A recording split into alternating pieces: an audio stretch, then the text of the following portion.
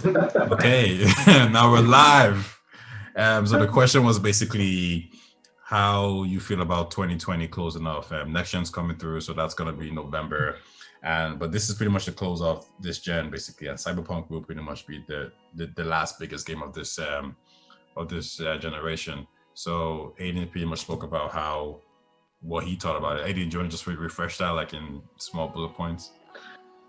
Basically that like there's been a few great games. Maybe there would have been more released this year, but COVID has slowed things down essentially. And I was just happy with the last few games that came out. I always enjoy the end of a generation of consoles because you always get some really strong games to finish, whether they be exclusive or across every platform. You always get strong finishes like we speak about this generation finishing with like The Last of Us 2, last generation finished with the original Last of Us, and you have like titles like God of War. Or towards the end of the life cycle, you get the most out of the console, which is always fun to see. And then you obviously have Cyberpunk coming out, which is kind of a mixed one because it's going to come out on next gen at the same time. Yeah. And then a lot of the titles leading into next gen are also set for release on our current gen system. Just very lower resolution, less power, maybe some less features in the game, but exciting to see what's going to finish off the generation in Cyberpunk. It's kind of the swan song to the generation, I guess. Yeah, I think they hope it to be. I think for me overall, I thought 2020 was actually pretty, I thought it was pretty dope because if you think about just some of the games, you think Doom Eternal came out. I'm not a particularly Doom fan, but I know that got some pretty high ratings. Last of Us 2 came out. Assassin's Creed Valhalla's coming out, and that to me, that just looks amazing. So that's one right there. Final Fantasy came out. Ghost of Tsushima is up there. Even if you think about Half-Life Alyx, is that what it's called? Alex, Alex or whatever. Yeah, that's a VR game that got like really top quality reviews. Like people are saying if you want a adventure game that represents VR, that's the game to go. Star Wars Squadron came out, which I'm not gonna buy. I'm not really interested in, but that's a shift in EA's probably. I mean, you saw that with Force Awakens. No, sorry, what's the one with the guy? Let him get it himself. He didn't get it yesterday. He said one of the movie titles instead. Whatever. The one with the ginger dude. Jedi Fallen Order. Jedi Fallen Order, whatever. Yeah, that game. I mean, that was there already, but Squadrons kind of like shows a different type of approach. Like there's no microtransactions or not in that game. There wasn't in the last Star Wars as well in terms of Jedi Fallen Order. I think it's because of the direction of whatever Star Wars thing they bring out. Star Wars fans are going to enjoy it as long as there's some effort put into it instead of EA's push with loot boxes and like their sports games, card packs and everything. It's not what people want from a Star Wars game. It's not a yearly release FIFA or NFL game. Yeah, no, for sure. Then we got Crash Bandicoot came out. I didn't get that. I have no intention of getting that, but I mean, it's good to see him back. Microsoft Flight Simulator. And Genshin Impact. You got a free to play game. You never heard of it, no? No. Okay, then we'll move on. We'll move on from that. But no, overall, I think 2020 was pretty good. I think for me now, there's some outstanding games I need to play, like Ghost of Tsushima, and I will play Cyberpunk and Assassin's Creed. Those two will finish up the year for me, and that's pretty much it. Okay, so moving on to the next question. So basically, so we're done with this gen. Next gen is coming up, and I guess the question is: have you guys actually seen? You guys have seen both Microsoft's offering and Sony's offerings, right? Yeah. What do you think about the new consoles and what features actually has you interested? Well, for Microsoft, it's interesting that they're bringing out like a lower quality version and then a higher quality version. You've kind of seen that, but usually that comes later on with like a PS Plus or PS4 Plus and those type of or Pro, sorry, and those type of things. Usually that would come later down the line.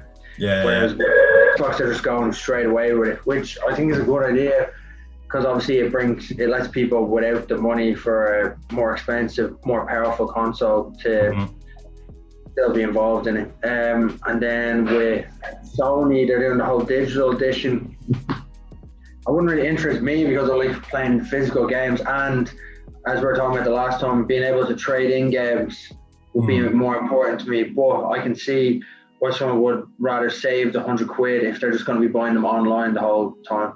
Yeah. So they've gone two like interesting directions with like the way they're going to sell it, which was good to me. In your opinion, which direction do you think is more effective?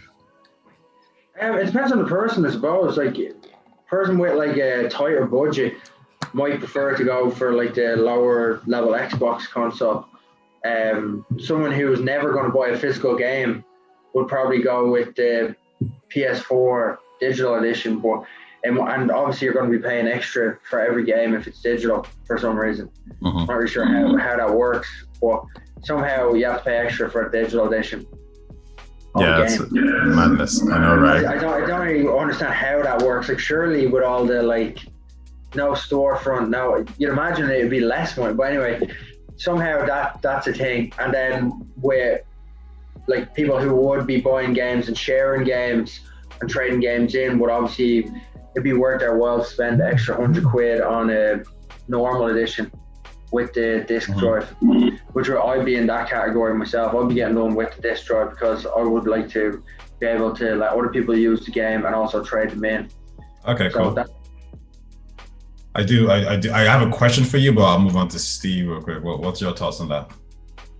So for me, both shape up nicely in terms of, I think we're going to see a big cut down in load times and games just load them faster and running that bit smoother. I think it's going to be easier for companies to build their games out and not have kind of frame rate issues and drops, and texture load-ins might not be as noticeable this gen.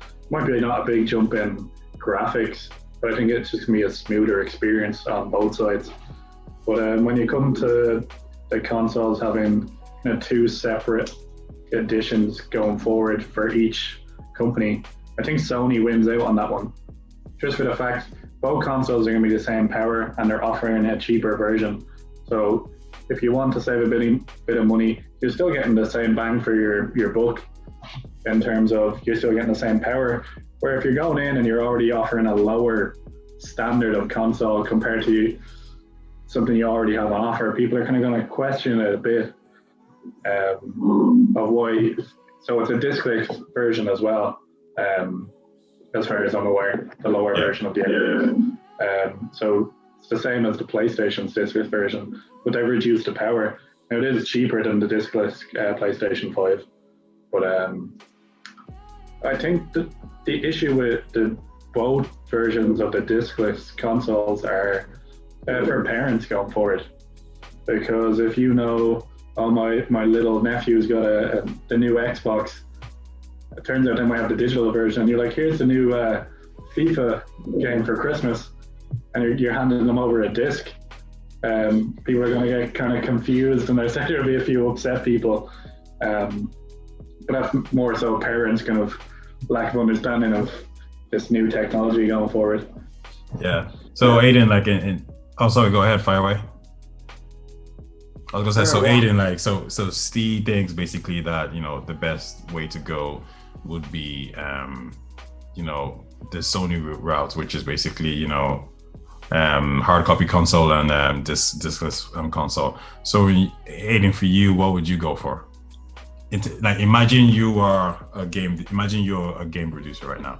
So you're making a console. Which version do you think will capture the market more for you? Do you go the Xbox route or do you go the Sony route? Well, the Sony route probably will work out, because it's such a big market share, it'll probably work out better for them financially, because obviously if you have the option of buying a game, you're potentially going to be able to save like €10 per game. Whereas if they're selling a digital edition, they're saving loads on cost, I assume anyway. And then also they're making an extra tenner per game. So like financially, it makes a a big difference if they can pull that off. Yeah. So like I can understand the Xbox One, they're selling very, like, it seems like they're going for nearly like a market of people who maybe don't have as much money. So maybe they'll sell more consoles that way. But I think we were talking about the other day, it seems to be like an 80-20 split in Sony's favor at the moment. So I think their model seems to that's false, by the way, but okay, carry on. Researcher. Fake news. Fake news right there. But that was more down to pre-orders. As far as what I read the other day, pre-orders were kind of in the favor of Sony. More stateside because they're not gathering worldwide data. I think the reason why I'm very iffy about that particular fact is because Xbox sold out all the pre-orders, and so did Sony. So I mean, unless it's a situation where we can say there was only 100 Xboxes available and there was 1,000 PlayStation available, then it makes sense. But like, I think this is one of the first Xboxes I think to sell out in Japan.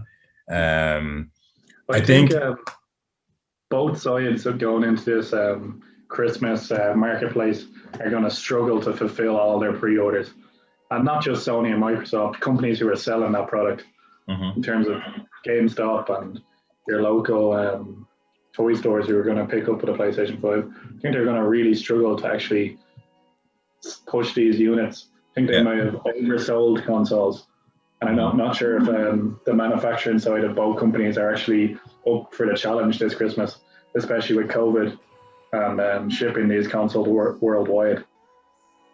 Yeah, no, that will play a factor. Like, pretty much they're all going to be sold out. I mean, they're all sold out already anyway. Like, it's hard to get a pre-order. So I don't think it's a question of, can you find an Xbox on the Christmas shop? I think it's pretty much going to be done. And same thing with Sony. What I will say about what Microsoft's approach is that I felt they had to kind of come a bit hard with this. And when I look at the Xbox Series S, it has pretty much what they're claiming anyway, is that it has the same graphical capabilities as the Xbox Series X. The difference is that it just can't run at a higher resolution, which is 4K. So their approach is pretty much looking at how certain consoles sell extremely well at a lower price point. So if you look at, let's say, like the Wii, or you look at or even like the Nintendo DS, and when we talk about like consoles in general, we have the hardcore guys who are always gonna get the Xbox Series X, and you guys, for example. But then you're gonna have the moms and dads who are gonna look for a next gen console, and they're not particularly concerned about 4K or whatever. They're looking at price point. And I think that's what Microsoft is pretty much going for. And I think one example is when the new consoles came out, when the mid-gen consoles came out, so Xbox X and Xbox S. Apparently the S sold more than the X, which is the more powerful one. So I think that's Microsoft's strategy. They're pretty much thinking, we're gonna offer the powerful console, and apparently Digital Foundry said, what I heard is that it's 30% more powerful than the PlayStation. So they're gonna lead with that, like, we're actually giving you the same price as our rivals, except we're 30% more powerful. But we also have this other version, which is pretty much the exact same. It just can't run at 4K. So if you don't have a 4K TV, it doesn't really matter. I think, so I think parents are gonna gravitate. Like, for me, example now, if I was to get an Xbox Series X or PlayStation 5, I don't even have a 4K TV. You know what I mean? So I can't even. I wouldn't either. If it was me, I'd be definitely. If that was the only difference, I'd definitely be going for the S. Yeah, because it just saves so much more money. You can't run that anyway. Exactly, and I think both strategies are very viable. And I think actually for Sony, it makes sense for them because they're the market leader to offer two consoles, the digital one and the other. But I think for Microsoft, because they're playing catch up, they need to kind of grab that audience, the ones who don't care about console loyalty, who just care about price. So I think so that's my take on that. But yeah, no. On that front, I have the option of swinging people who don't tend to play exclusive games, who are just going to play your Call of Duties, your Assassin's Creed, all the games that come out on both consoles. There's no worry there. You might as well pick up the cheapest version of the console if you're never going to play exclusives from either side. Exactly. It's more loyalty to a brand of maybe Uncharted or Spyro that you're going to go on PlayStation, or Halo and Gears of War if you're going to switch to Xbox. I think that's what's going to swing people. So they're going to swing the people who don't really tend to play exclusives very often. Yeah, and that's why they got Bethesda as well. So like they've got a few extra exclusives to their freaking market share already. Yeah, they're doing. I don't think that for Microsoft is going to have as big an impact as they think it might have, just for the fact that they took over Bethesda when Bethesda didn't really have any news to announce. Wait, hold on a second, man. We're going to get into Bethesda later. Cause slow your roll, bro. Slow down. Okay, we're not getting there yet. Okay, but no, I think all points you make are viable. I think Microsoft is, I think their option, at first I was very sketchy about it, but if what they're saying is true, which is it's gonna offer you the exact same game, because, and I know a lot of people are saying, no, it doesn't work like that. That's impossible. And they point to like, well, look at the PC. When you buy a game on the PC, it's the game scales to whatever capabilities your laptop or your computer has. I got Gears of War Tactics on the PC and I can't run it because my laptop is garbage. But automatically it just gave me recommended settings and it kind of reduced the resolution. The graphics was not as clear. So that's what Microsoft is saying, like, it's not that difficult. Like, the PC already does it, so why can't a console do it too as well? But hey, we'll see. We're yet to see a full next gen game run on Xbox Series S and Xbox Series X to see if if the difference is it's just the resolution. But yeah, I mean, we'll find out shortly. But yeah, moving on to the next point. Basically, it's kind of similar to the first point. Is the second point is what's the shape of the consoles? Like, what shape do you think Sony is in this situation? So we already talked about the strategy, but how do you think the strategy for this gen is going to work? What do you think the strategy is? And do you think it's going to work in maintaining and keeping the PlayStation fans happy, in preventing PlayStation fans from jumping ship to Microsoft? And what do you think Microsoft, well, maybe you guys don't know Microsoft's plan. I could tell you a bit about that. But yeah, just fire away. Tell me what you guys think. Well, for strategy-wise, I wouldn't know a huge amount myself, but I suppose the PlayStation strategy, as we were talking about earlier, is to try to move more towards like digital. That's obviously seemingly where they're trying to push it, to get rid of physical games altogether. That's from both consoles, though, because the less powerful Xbox is disc as well. Oh, I thought you were saying the S has no disc, does it? No, it doesn't. So what I mean by strategy is this. So it's a new. Okay. So. So what I mean by strategy is this: like, Sony's strategy last gen was pretty much exclusive games. It was trying out as much exclusive games as much as possible, keep the PlayStation fan base happy. So I'm saying for this gen, how do you think they're going about it in terms of maintaining, keeping fans happy, or keeping them from moving on to Xbox?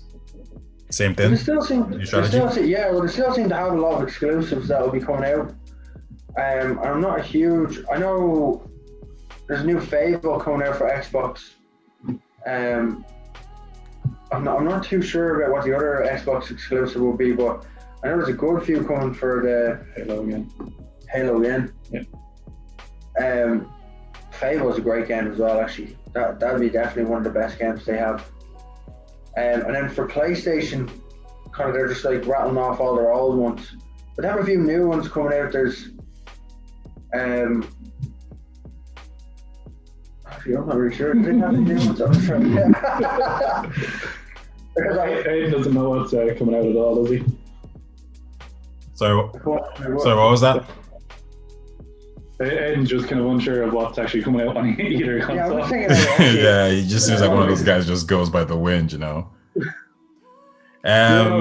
Both sides have a lot of exclusives coming out. Both sides have acquired studios over the past generation, where some studios have produced great games for both sides, and some studios are even yet to produce anything from Microsoft or Sony. They've just taken them over and they're still working on projects. Or we've seen projects companies are working on that just end up getting cancelled.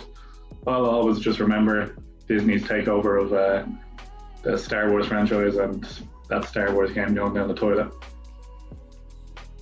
Yeah, I do remember it. Yeah, that was supposed to be like. it looked like it was very close in its development stage to being finished. Like they had a lot done from what they showed off, and then it just kind of disappeared. I'm surprised they just didn't pump it out, but obviously Disney had a plan to kind of take control of canon for the series going forward and make sure everything's kind of connected going forward again. Yeah, no, I think that game would have been some. It actually looked really good, but at the same time, you could. What's that Star Wars game again? Force Awakens? No, it's not. Where's the newest one? The newest one, yeah. Jedi Fallen Order. Fallen Order, yeah. I mean, it was kind of like a third-person game, so it pretty much is in the vein of the one that Disney canceled. But to the point of the strategy of Xbox, I think the reason why I feel this is going to be their potential best gen, just because I think it was around 2013 or so. They had I'm probably wrong about this, but they had like maybe 4 developers making games for them. And in the space, and then I think a couple of years later they got 70, so they started buying developers. And now with the Bethesda team they have 24 studios, which is the most of any publisher. And this kind of studios, like, they're not really. I know, Aiden, you were struggling to think of games, but like there's a few of them. Okay, there's 343 Industries, which they deal with Halo. You guys probably don't really care too much about that. I enjoy Halo. Halo's a good game. I think when 343 took over, I don't think the games were as good anymore. But they have Arcane Studios, which deal with Dishonored, Deathloop, which is coming to the PlayStation as an exclusive. They have Bethesda Game Studios. You already know that. They have Bethesda Works, which is working on Starfield. They have Compulsion Games, which they released We Happy Few, and they're releasing a new game as well. Double Fine Studios, which deal with Psychonauts. id Software, which is Doom and Eternal. In Exile Entertainment, which made Torment, Ties of Numenera. Great game, but I didn't finish it. Wasteland 3 as well. They have Machine Games, which is Wolfenstein 2. They have Mojang Studios, which is Minecraft, but that's going to be a multiplayer. They have Ninja Theory, which is Senua Hellblade. You guys play that game? Very good title. Then you have Obsidian Entertainment, which did Fallout New Vegas, Pillars of Eternity, The Outer Worlds, and they're currently working on a new RPG game. I mean, they're probably one of Microsoft's biggest RPG guys, because Pillars of Eternity was a great game. What's one game I just said there? Outer Worlds is a great game, and now they have Microsoft's budget. They have Playground Games, which made Forza Horizon 4 and Fable 4. Now you're probably thinking, like, they make car games, how they make an RPG, but they hired pretty much people from Sony's. They hired basically developers from all around the place. So I think they've kind of poached Naughty Dog developers around. They have Rare, which made who's making Everwild. They have Roundhouse Studios. I mean, I could go on and on. They have a lot of games basically, and they have like a lot of studios. And I think Phil Spencer said in the annual report that they're looking to release 4 to 5 AAA games a year. Now that's a lot, but when you look at the studios they have, I think they have like 26 projects currently going on, and these are like AAA kind of games or AA games. So I think that they're coming hard this gen for this. I know for a fact that they will release more first party games on Sony. The question is, would they be as good? Sony already has those established games, but if you look at these developers that Microsoft has, and you look at the potential they have, I think that's the main thing right there. And also strategy wise, I think they're just playing it a lot smarter. So have you guys heard of Xbox game? No, not Xbox. Xbox All Access. Yep. Their streaming service. No. That's Xbox Game Pass. So the All Access, it's very different. So what they're doing is basically they've said, if you want to buy the Xbox Series S, you can actually just go to GameStop and get a direct debit and pay €24 a month for 24 months. So that will give you the Series S console. It will give you Xbox Live, so you have the ability to play online with your mates, and you get the monthly games. it also give you Xbox Game Pass, which is basically all those studios I said, all their games day in, day out, day in will come to Xbox. So you're gonna have Doom, you're gonna have Elder Scrolls, you're gonna have Starfield, all these games coming day one. So you get all their new games straight away. Straight away. Oh, no way. All for $24.99 for the Series S, and I think $35 for the Xbox Series X. And I remember, when I was a kid, basically, like you tell your mom, I want a console, and she kind of look at you like, that's kind of expensive. And then she's thinking, then I have to buy €60 a game. That's a bit of a stress. So I think this particular plan, and what I was hearing a lot is that a lot of, like, obviously people, families and people from different countries, people who just don't have $500, to buy a console, and then €60 to get their online service, and then another €70 to play to get the Uncharted. They're looking at this deal like this is a really crazy deal. So I think them just doing this is a huge win. And it makes me wonder why no one's ever thought of it. It makes me wonder why Sony hasn't thought of something similar. Well, it's something new to the marketplace. It could be a massive success for them. Because like you said, it can give people more access to games just for a price point. You're paying off something slowly, and like dropping 500, we're probably going to drop more when these consoles come out, because the 500 is just a console without any games. So we're probably going to drop 600 realistically, because we're going to get one game, maybe 700 when we get a second controller. Like, that's a big chunk of money for a lot of people. Yeah. And especially in the year that it is, look how many people are out of work or earning less money because of the situation worldwide. That paying $24.99 a month, that sounds way more manageable than dropping €700 at Christmas time for one console. Yeah, especially because Game Pass is in it, because right now, even if like you were to get that deal, your kids basically, or whoever has it, has 100 to over 100 games. Doom is there. I think Red Dead Redemption 2 was there. Grand Theft Auto was there. So they pretty much have it's stacked full of quality games. So I think that approach is really good. And I think what they're doing to supplement that, which is crazy, is like, have you heard about their deal with GameStop? No, what's the deal? Well, as you know, GameStop has like thousands of stores, and Microsoft has none. So what they're doing is if you notice, GameStop doesn't really want to sell you a discless console because they're making no money from it. And I remember there was an article I was reading where I think there was a PSP version or something like this that was discless or so. I might be incorrect about this. And a lot of stores just didn't want to sell it because they're like, what's the point? If we sell it, you go in, you never come out. So they just don't want to sell it. So what Microsoft has done is they basically went over to GameStop and they said, for every Xbox Series S you sell with their All Access program, every time somebody buys a game, digital game, we'll give you some of that profit. So basically, they basically told GameStop, when Xbox sells, when you sell an Xbox, you're gonna make money, and that's gonna change the whole shift. So now you're gonna have GameStop employees and managers basically pushing all their employees to sell Xbox. So when we were talking about parents who go to the shop, who want to get a next gen console, the employees are gonna be like, oh yeah, the PlayStation is over there, but have you heard of the Xbox Access program, which is $24 a month? And I think, and when I heard about that, I was thinking that's just so clever. Like that's some good planning, getting the biggest game retailer. You don't have to eat a big chunk of money at the start. You can like spread it out over a long period of time. But it's also one of those things that I've gone into a GameStop and I try to sell the ideas like loyalty card, membership programs, that not all of their employees are going to be able to sell that for Microsoft. Like, I'm not going to list it. Half the things they try to tell me in that store, like, oh, we can upgrade you to this. Do you want to buy like insurance on this? Like, people are just like, nah, shut up. Just give me the game I came here to buy. And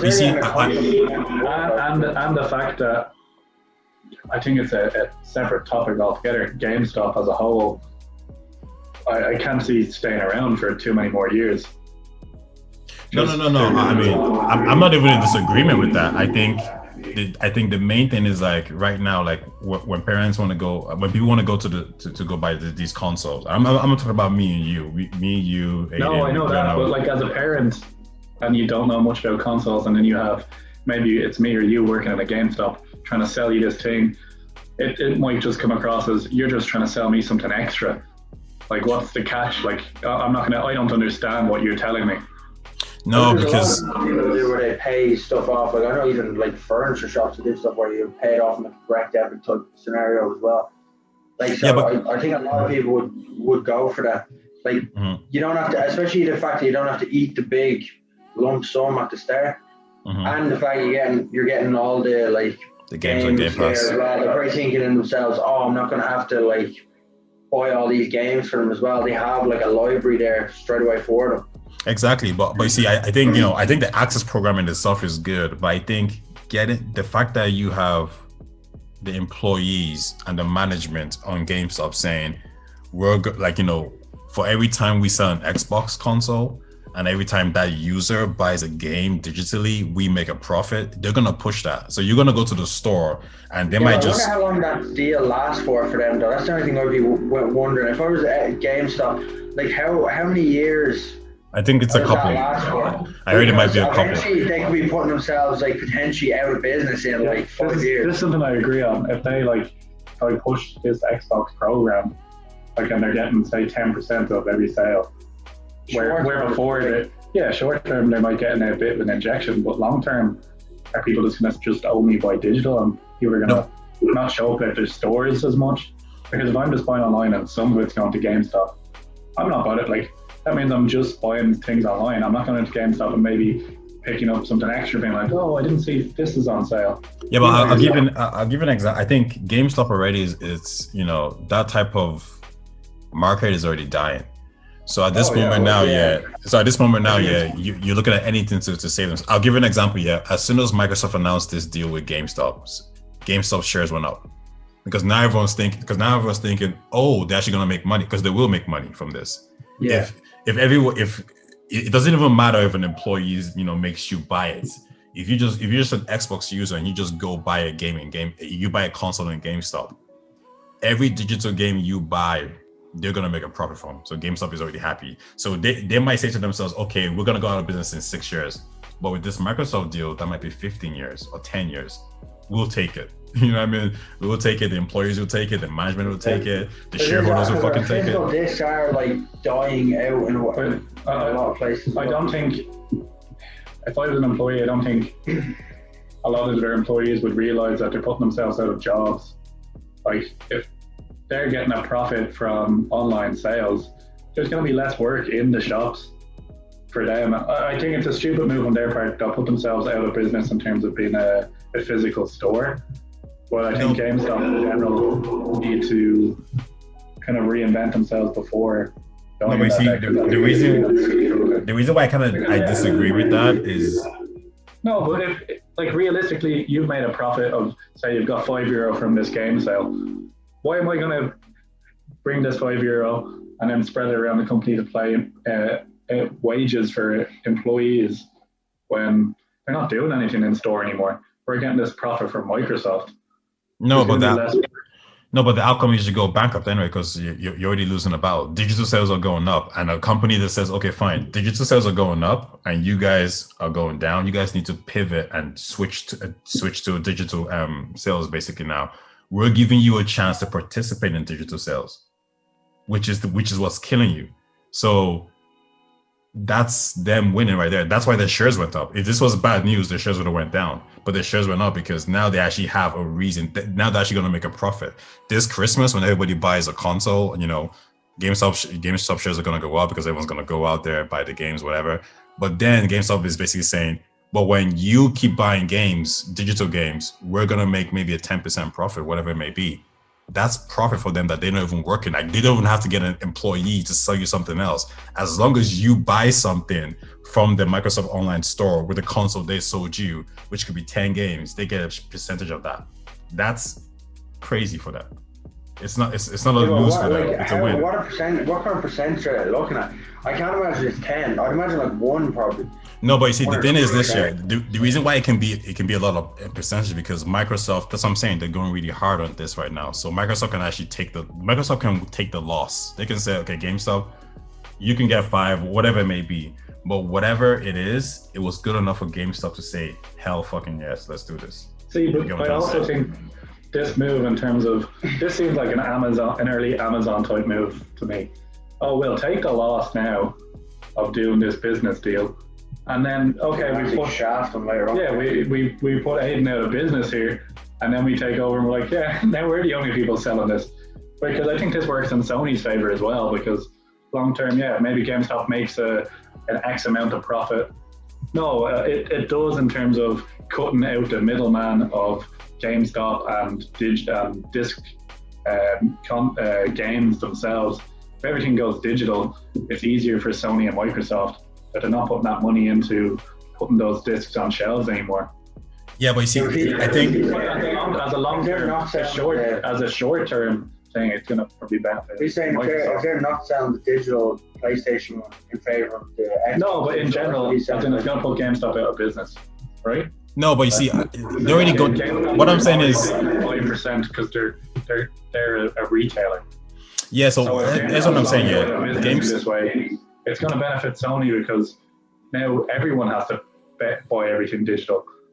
Yeah, but what he's saying is if GameStop is just selling the Xbox S's and they're like, and they're not selling the PlayStation digital version because PlayStation they're only selling the. Yeah, they haven't made an agreement, but in terms of, they're getting to Xbox more, surely. Yeah, but it's going to benefit Sony after GameStop put themselves out of business themselves. I don't understand how it benefits. I don't understand how it benefits because it benefits any of the publishers or any even Nintendo or anything. If people stop buying discs or cartridges or anything, that's less of a say they're going money. Yeah, but say if they're going out of business and PlayStation is mostly they've mostly sold disc versions. But that doesn't matter because then still on your disc version it's the exact same memory and you have the exact same capability of download and everything. I think it's a stupid move on GameStop's part. It's a brilliant move on Microsoft's part. Oh yeah, no, I agree with you on the game. No, wait. Let me say one thing. The reason why continuing as a company, it's a very short-term move on their part. They're gonna put a lot of people out of jobs. So their executives and big money managers are gonna get more money. They're gonna have more profits, but they're gonna have less employees. But I think Toy's right though, as in they know they're going off. They might as well try and cash in before they Oh yeah, I know. I get that, but they're not trying to keep them. It's a move that they're not trying to keep. Okay, so the thing about GameStop is GameStop has pretty much been trying to pivot into not just selling games. They've been trying to pivot into selling collectibles on different things, and they've even tried to start selling PlayStation now, cars, and all this type of things. They're still working on a plan to stay alive. They just need something. So Microsoft comes in and says, "Hey guys, we're going to give you a percentage of every Xbox console you sell. Every digital sales that happens after that, you're going to get a percentage." So you're actually creating a new business. Now, how long is this model going to last? It could be 5 years. But that gives them enough time to find something else new. For a bit longer. Gives them a life. And they're going to, like I said, the shares doesn't just go up because investors are not stupid. They actually know what's going on. So as soon as they see that deal, they say, okay, GameStop is going to be around. Shares are solely based on perception though. Mm-hmm. You know what I mean? Shares aren't really based on whether the company is actually doing well or not. It's completely based on the perception of what people think or what might happen. You know what I mean? Or what something happens and the shares just jump up because people will be like, oh yeah, they'll just jump on it for that. But that doesn't necessarily mean that the company's going to do well. Yeah, I'll give you an example. Yeah, no, I get what you're saying. I'll give you a quick example here. Two guys going to. Even though I've argued about GameStop, I'm going to admit right here that I don't buy from GameStop at all. Anyway, they don't take any of my business anyway, just because dealing with them in the past. They're not. Yeah, but one thing we can. But GameStop is one of the biggest video game retailers around. And I think GameStop's other rival is like everyone's rival, basically. No matter what company are, is Amazon. Yeah, they're selling anything physically. But one thing I'll say this shit: two guys walk into a store, yeah. They both walk into GameStop. One of them buys a PlayStation digital version, $400. He's gone. He's never coming back again because he's gonna buy digital games on PlayStation Store. Sony gets all the money. The other guy walks in and buys the Xbox digital version of a GameStop employee. What happens? Oh, screw that.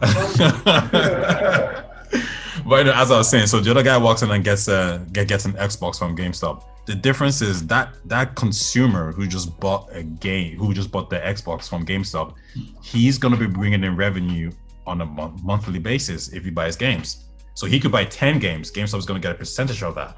That's a win for GameStop right there.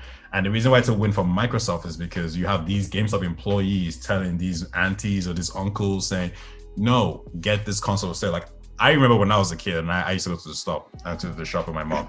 They'll talk to her, they'll convince her to get certain things or whatever it may be. Like, it does work. You know what I mean? Like, these people, they wouldn't have salespeople if it didn't work. You know what I mean? Like, it definitely does work on people. Well, I actually, the more I was thinking about it there, especially with the move more into collectibles, the way you're explaining it does make sense because making that deal keeps them alive a bit longer to try and move into a different type of market, like with the collectibles market or something like that. You know, it gives them a bit more time to try and figure something else out. Exactly. Maybe it isn't the worst move because realistically, eventually there will be no physical games. Like, that's the way they want it anyway. The one thing that kind of surprised me from kind of both sides of Sony and Microsoft is that neither side were like, for their pre-orders, didn't kind of build their own website out and like, okay, we've agreed a deal with, I don't know, FedEx, who are going to ship our consoles worldwide and just sell them directly. Do you get me? I don't know if they want to ship such a high value item like that. I know, but like they could have cut out the likes of Amazon or GameStop or our local store. I'm surprised they didn't go down that route and be like, yeah, let's see how much money we can make ourselves back instead of having these I think to Amazon and I think the only thing I'll say about that is I think they could have done that. I think it's just because everybody defaults to these retailers. Like, you know, when you want a game, you know, you always go to the Amazons, the Smiths. You don't really think about, okay, let me check out Sony's store and see if I can buy it there. Oh yeah, like I agree there. But for all of us, we kind of tuned in some of these press conferences. Yeah. That it took a while for both sides to announce